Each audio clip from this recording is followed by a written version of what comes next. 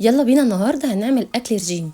أكل خفيف كده ومش تقليدي، وأكلة بصراحة هتاكليها وهتتدفي وهتشبعي، غير الأكل بتاع الرجيم العادي. هنغير شوية، يبقى شوية دسم وشوية رجيم. يلا بينا هنحضرها سوا. هنجيب وok ونحط فيه مكعب بسيط من الزبدة وشوية من الزيت، بس عشان نحرك المكونات بتاعتنا. بعدين جيبي بقى الخضار، كل الخضار اللي عندك. كان عندي بصلة الأول بشرتها، وكان عندي بطاطاية بشرتها وجزر مبشور. كل الكلام ده حطيته على النار يدبل كده معايا في الأول. بعدين بقى كان عندي مشروم، فلفل ألوان. شايفين كمية الخضار دي؟ هي هتشبعك لوحدها.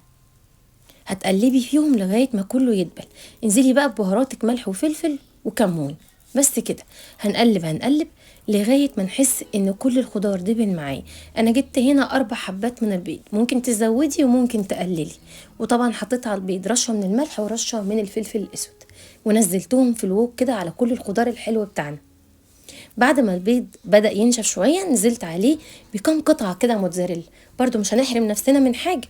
وسبتها غطيتها كده لغاية مسحت خالص. وبعدين بصوا، القطعة دي طبعا الوك دي تكفي فرد او 2. القطعة دي خطيرة، جربيها.